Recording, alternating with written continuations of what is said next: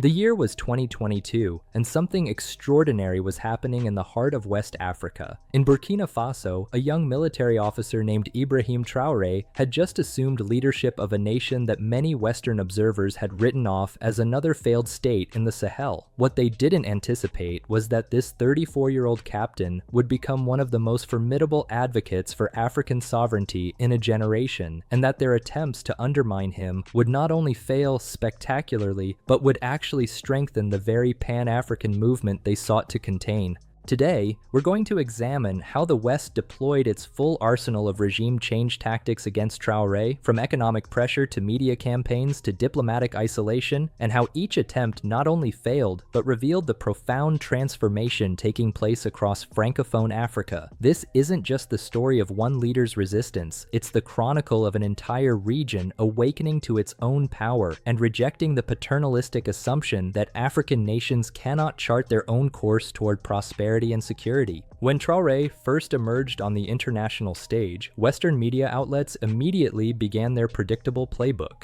The narrative was crafted with surgical precision. Here was another young, inexperienced African leader who had seized power through force, surely destined to become either a puppet or a pariah. What these analyses fundamentally misunderstood was that Traoré represented something far more sophisticated than a simple military coup. He embodied a generational shift in African leadership, one that combined deep historical consciousness with strategic acumen and an uncompromising commitment to genuine sovereignty.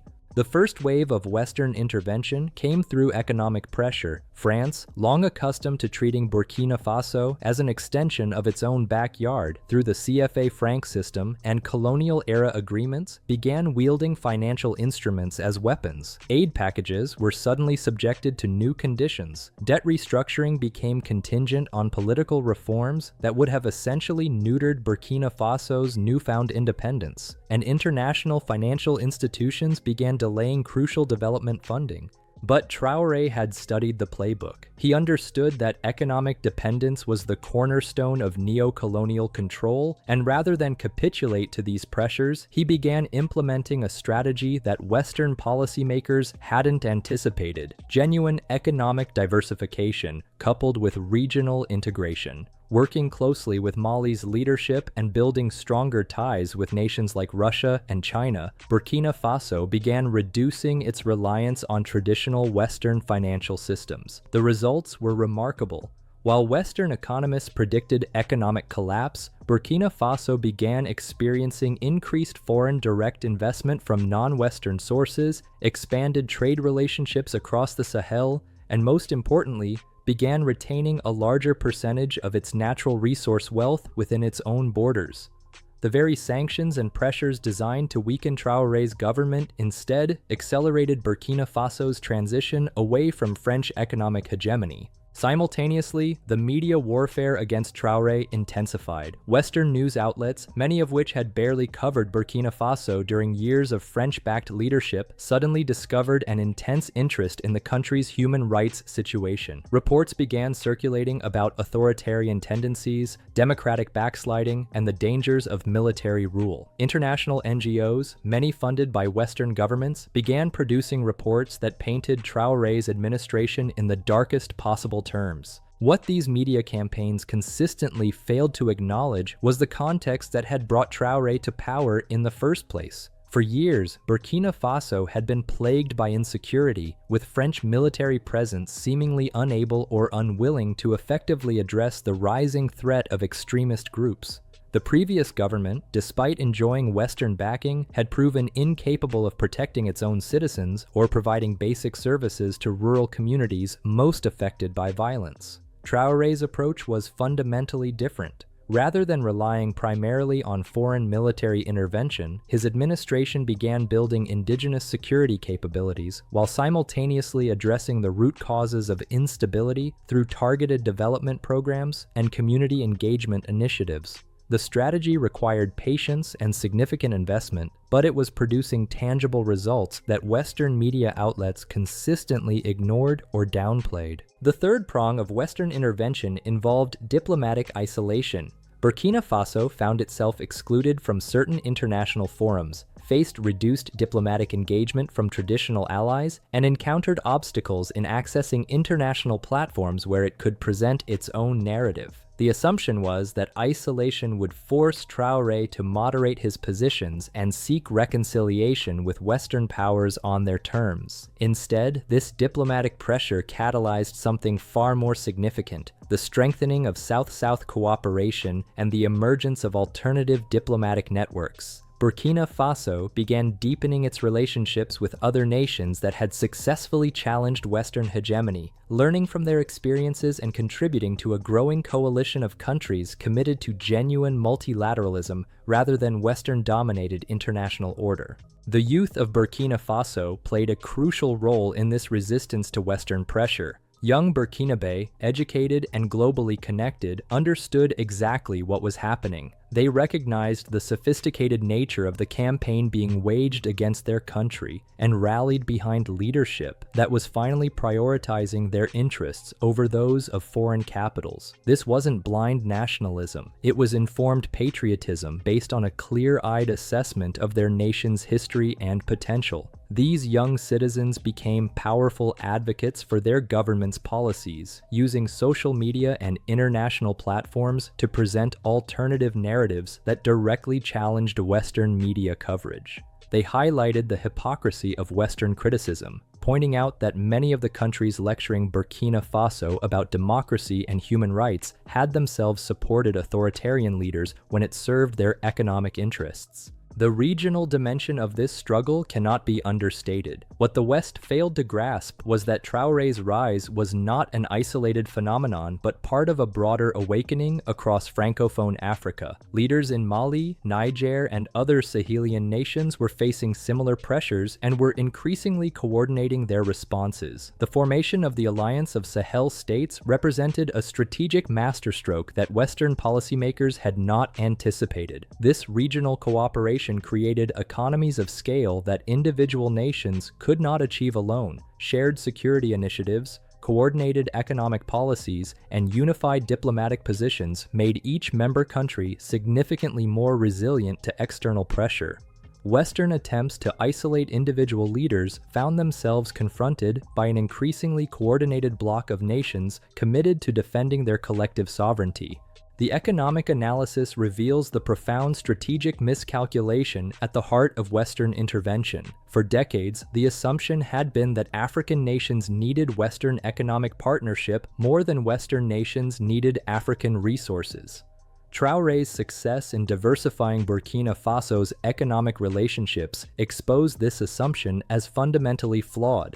As Western companies found themselves facing increased competition from Chinese, Russian, and other non-Western firms, it became clear that access to African markets and resources was not a favor that Western nations were granting to Africa, but rather a mutually beneficial relationship in which African nations held significant leverage if they chose to exercise it collectively. The transformation of Burkina Faso's international relationships also demonstrated the changing nature of global power dynamics. The multipolar world that many African intellectuals had long envisioned was becoming a reality, and nations like Burkina Faso were positioned to benefit significantly from increased competition among global powers for African partnership. What makes Traoré's resistance particularly significant is how it has inspired similar movements across the continent. Young Africans, from Senegal to Kenya, have watched Burkina Faso chart an independent course and have begun demanding similar leadership in their own countries. The demonstration effect has been profound, showing that African nations can successfully resist external pressure while improving conditions for their own citizens.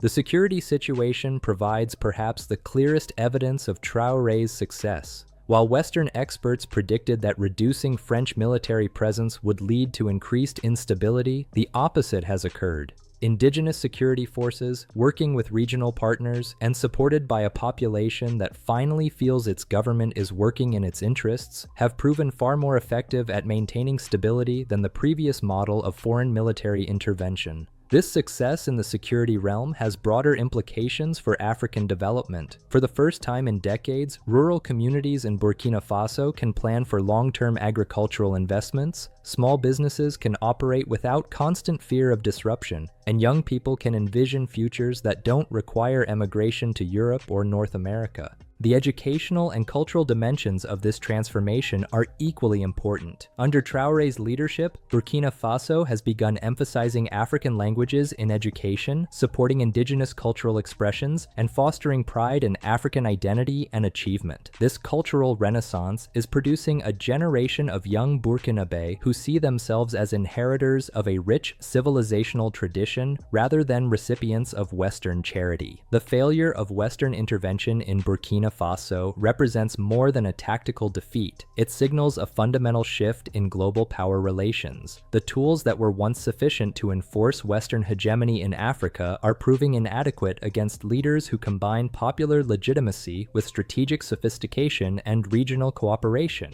Perhaps most importantly, Traoré's success has demonstrated that African nations can pursue policies that prioritize African interests without descending into chaos or authoritarianism. The false choice that Western policymakers often present between Western-backed stability and African-led instability has been exposed as a manipulation designed to maintain dependence. The implications extend far beyond Burkina Faso. Across the continent, other leaders are taking note of how successful resistance to external pressure can be when it's combined with genuine commitment to improving citizens' lives.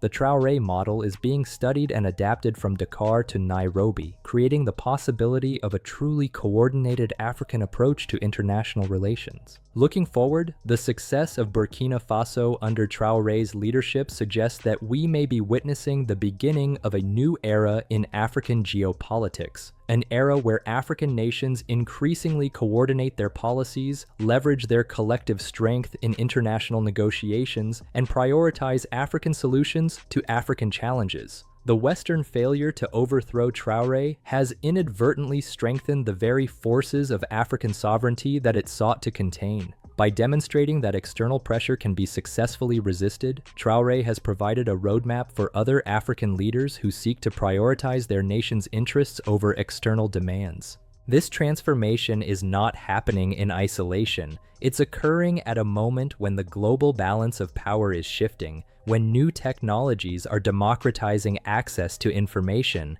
and when young Africans are more educated and globally connected than any previous generation. These factors combine to create an environment in which authentic African leadership can thrive in ways that were previously impossible. The story of how the West tried to overthrow Traoré and failed is ultimately a story about the irrepressible nature of the human desire for dignity and self-determination. It's about the recognition that no external force, however powerful, can indefinitely suppress a people's aspiration to govern themselves according to their own values and priorities. As we continue to witness this historic transformation, it's crucial that we support these movements for genuine African sovereignty. Every like, every share, every subscription to channels that tell these authentic African stories contributes to amplifying voices that mainstream media often ignores or distorts. The future of Africa is being written by Africans, for Africans, and the failure of Western attempts to control that narrative represents one of the most significant geopolitical developments of our time. Traoré's success in Burkina Faso is just one chapter in this larger story, but it's a chapter that demonstrates the power of principled leadership, strategic thinking, and unwavering commitment to sovereignty. If you found this analysis valuable, please take a moment to like this video, subscribe to our channel, and ring that notification bell. Your engagement directly supports our ability to continue bringing you in-depth coverage of African geopolitics from an authentically African perspective. Share this video with others who need to understand these crucial developments, because the more people who understand the real story of Africa's transformation, the stronger our collective movement becomes. The age of African sovereignty is not coming. It's here, and leaders like Ibrahim Traoré are showing the world that when African nations choose to govern themselves with wisdom, courage, and strategic acumen, no external force can stand in their way. The West tried to overthrow Traoré and failed. In that failure, they revealed not African weakness, but African strength, and that strength is only beginning to be fully realized.